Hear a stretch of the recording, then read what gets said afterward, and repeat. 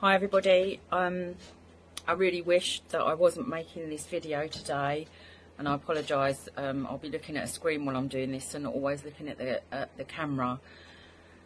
This is an urgent message that's going out to anybody that has elderly relatives in care, but moreover that maybe need minor hospital treatment. Maybe they live on their own. I don't know why your relative may have ended up where they've ended up. I've posted some information on our Lawyers of Light channel this morning that originally was passed to me by the expose, which we both went off and looked at.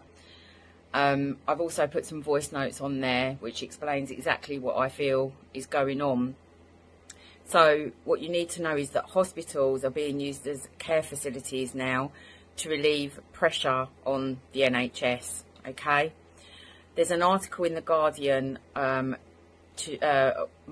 the 13th that was alluding to hotels being turned into temporary care facilities, staffed with workers flown in from Spain and Greece, apparently to relieve rising pressure on NHS hospitals, because the people that are in those hospitals that can be discharged, there's nowhere for them to go because there's not enough domiciliary care workers, i.e. looking after people in their own home, and now there's not enough care workers in care homes. Why? Because they've been sacked because of the mandatory jab policy. So now they're going to be sent to hotels.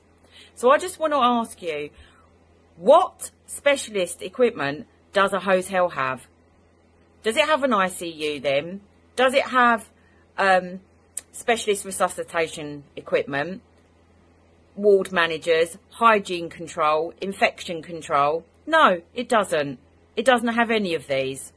Even if they say with the best one in the world they're going to convert these hotels, didn't we already have that something like that called the Nightingales that was dismantled? I think we did. Okay? Now, I'm telling you, there are already 10,000 people in hospital beds waiting to be discharged at the beginning of December that didn't need to be in hospital. Worse than that now, there was a directive that has come out now for 2 NHS hospitals. I can only imagine this is from the UK Health Security Agency, formerly known as Public Health England, neither of which have anything to do with anybody's health anymore, it seems. Sajid Javid, okay, NHS bosses have been ordered by him to order hospitals to discharge all healthy, inverted commas, patients off wards. Can I just a reminder, if you're in hospital, you're obviously not healthy because you wouldn't be in hospital in the first place, okay? This is to handle a predicted Omicron surge. NHS England have said all patients in hospital beds should be discharged and they're going on to red alert because of modelling. That government modelling, you know, that modelling that's been shown to not have been accurate all the way through this, is predicted that admissions could see levels exceed that of the second wave last January. So let's get a couple of things straight here. This is all modelling. Anybody that's ill at the moment is double jabbed for a start and in hospital, ill with this, okay? You're talking about discharging tens of thousands of people into hotels, okay? What do you think is going to happen to those people? Ask yourself. If I tell you that you probably already know the government contract for an extra delivery, okay, of M1dazo1am was published on the 12th of December, 12th of November, closes tomorrow, okay, starts at the end of January. What do you think that drug is going to be used for? Do you think that these people that get discharged into hotels are going to be looked after properly? Or do you think maybe that due to lack of staff, lack of specialist equipment, etc., they'll just be told don't give them any food and water and pump them full of M1dazo1am? I am warning you that this is coming down the line. This is a repeat of April 2020. Everything I said happened, sadly. People told me that I was lying or I was a nutter.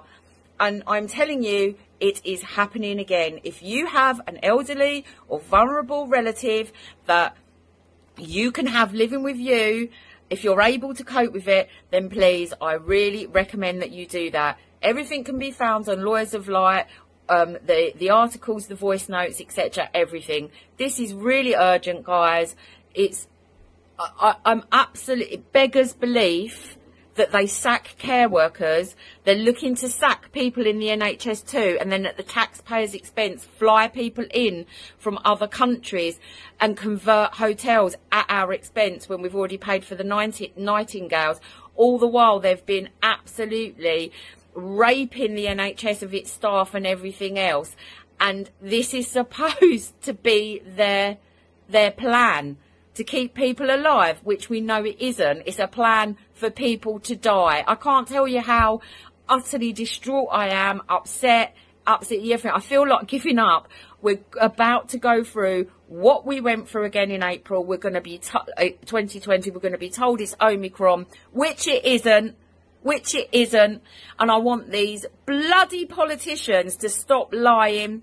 That's all I want for Christmas. Just one of them to stand up. This is so wrong. This is so wrong. How the hell can they sit there and let this go on? Not only from the point of view as to what the taxpayer is paying for this, absolute lunacy, lunatic policy, but for the amount of people that are now going to die.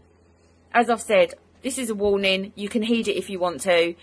Don't if you don't want to.